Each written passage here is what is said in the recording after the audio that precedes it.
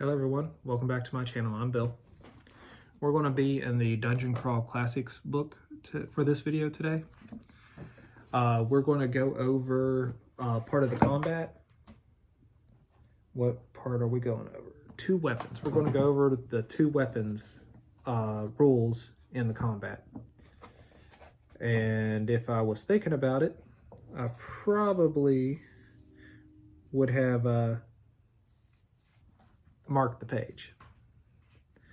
But I don't plan ahead all that well all the time. So you'll have to bear with me as I fumble around trying to figure out where it is.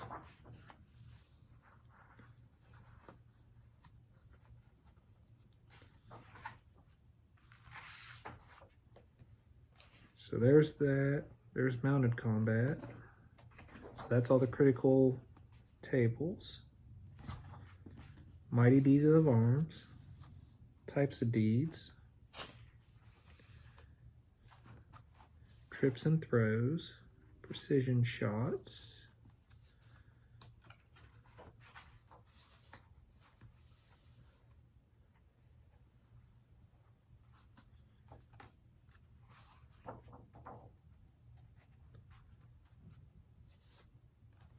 two weapon fighting. Sorry, it took me a second. If you're looking it up in Dungeon Crawl Classics, it's on page 95. With sufficiently high agility, a character can wield a lightweight secondary weapon, such as a dagger, short sword, or knife, in his offhand while using a sword or other primary weapon in his natural hand. The character typically attacks using a smaller die, depending on the hand and the character's agility, as shown on table 4.3, which is on the bottom of page 94. The table is based on the dice chain. Minus one die means a normal d20 roll becomes a d16.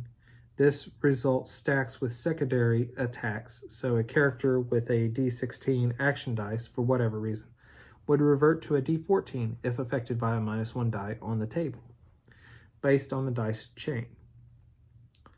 Two weapon attacks are less likely to hit, but the character may make two attack rolls, where he would normally make one. Because a character's offhand is usually not as strong or coordinated as his primary hand, his secondary attack rolls usually require a different die. Critical hits are determined as indicated on table 4-3, which is again on page 94 at the bottom. Halflings are an exception to the two weapon fighting rule, as described in the Halfling class entry. A character fighting two-handed cannot use a shield, obviously. So let's look at the table. Your agility score, the table starts at 8 or less.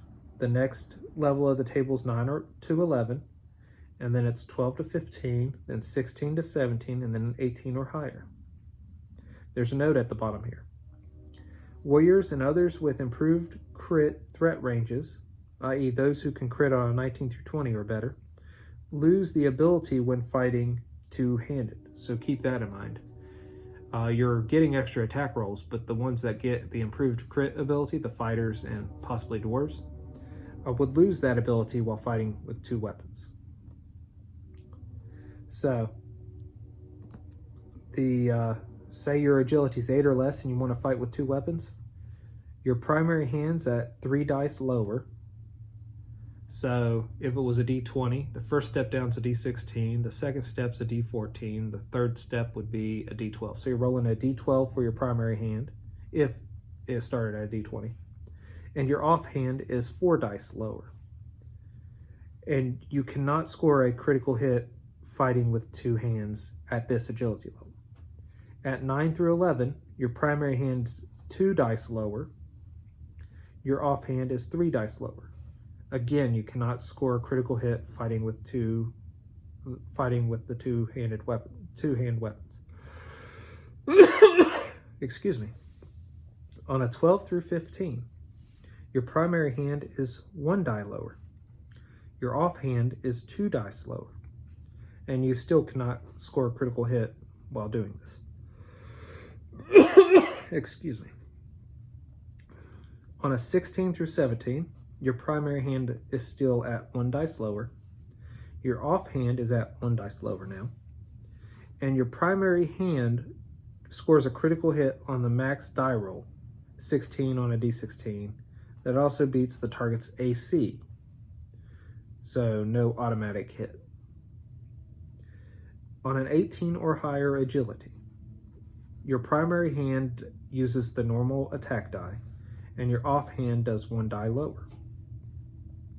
Your primary hand scores a critical hit as normal. So that's how the 2-weapon fighting works in Dungeon Crawl Classics. Sorry for me fumbling around in the book, but it happens. If you all enjoyed this, let me know in the comments below. Share these videos with anyone else that's interested in playing Dungeon Crawl Classics, or if you wanted to get your group involved in Dungeon Crawl Classics. I'd recommend it. Until we all game again, guys.